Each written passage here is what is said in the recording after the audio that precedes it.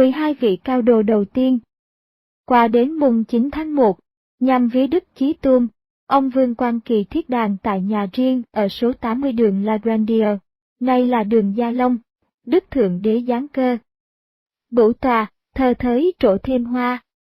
Mấy nhánh, rồi sau cũng một nhà. Chung hiệp, ráng vun nền đạo đức. Bên lòng, song sắt đến cùng ta. Quan phủ Ngô Văn Chiêu xin Đức Thượng Đế lấy tên mấy người đệ tử, mà cho một bài thi, Đức Thượng Đế thuận cho. Chiêu kỳ trung, độ dẫn hoài sanh. Bản đạo khai, sang quý dạng thành.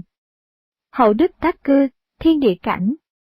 Hường minh mân đáo, thủ đài danh, bài tứ tuyệt điểm danh 12 vị cao đồ là Ngô Văn Chiêu, Vương Quang Kỳ, Lê Văn Trung, Nguyễn Văn Hoài, Đoàn Văn Bản, Võ Văn Sang, Lý Trọng Quý, Lê Văn Giảng, Nguyễn Trung Hậu, Trương Hữu Đức, Phạm Công Tác và Cao Quỳnh Cư. Thực tế, lúc đó Đức Cao Đài có tới 13 môn đệ, trong tiểu sử quan phủ Ngô Văn Chiêu chép là hai tên Võ Văn Sang và Cao Hoài Sang, thời điểm chung một tên, trích tiểu sử quan phủ Ngô Văn Chiêu, Sài Gòn 1962, trang 41. Nếu là 12, thì đạo đã thành.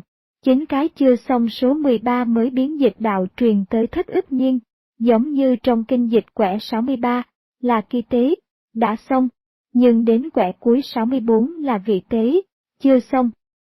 Đạo đã được Đức Cao Đài lập ra, câu 1, 2, 3, là để cứu đời. Câu 4, vì các ông Hường, Minh, Mân là người chưa vào đạo, nhưng Đức Chí Tôn tiên tri đáo thủ đài danh, tức sẽ theo đạo.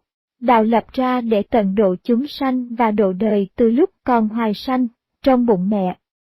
Trong bài thi có 12 vị cao đồ, phần dương, cộng 3 vị hầu đàn, phần âm, là 15, số 15 là số đặc biệt của Lạc Thư, cộng chiều ngang, chiều dọc và đường chéo đều là 15. Người Tây Phương gọi là ma phương, Karmagit. Số 15 là số đồng tử hiệp thiên đài, số đặc biệt vật phẩm dân cúng Đức Phật mẫu, và số thái cực, vì số 5 là số sinh cộng với số 10 là số thành thuộc thổ ở trung ương. Xem thế, số 15 là ám chỉ đạo Cao Đài thờ phần dương Chí Tôn và phần âm Phật mẫu, Đức Cao Đài hàm ý đặt tư tưởng đạo trên kinh dịch. Vì thế, kiến trúc thờ phượng nơi tòa thánh, thánh thất đều thể hiện dịch lý bên trong. Tuy theo đạo, nhưng các ông vẫn còn ngỡ ngàng trước cách lễ bái, đạo phục, nhất là cách thờ thiên nhãn. Ngày 12 tháng 01 năm Bính Dần, ngày 24 tháng 2 năm 1926, Đấng Cao Đài giáng dạy. Thập nhị khai thiên là thầy, chúa cả càn khôn thế giới, nắm trọn thập nhị thời thần vào tay, số 12 là số riêng của thầy.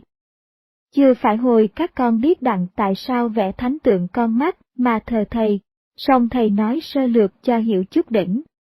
Nhãn thị chủ tâm, lượng quan chủ tể, quan thị thần, thần thị thiên, thiên giả ngã giả. Thần là khiếm khuyết của cơ mầu nhiệm từ ngày đạo bị bế, lập đại đạo tam kỳ phổ độ này duy thầy cho thần hiệp tinh, khí đặng hiệp đủ tam bửu, là cơ mầu nhiệm siêu phàm nhập thánh. Lần lần khách bàn quan hiểu được chủ đích của Cao Đài giáo là quy tam giáo, hiệp ngũ chi, người ta trích điểm lập chi đạo mới cho thêm khó khăn phiền toái, Đức Cao Đài giáng dạy.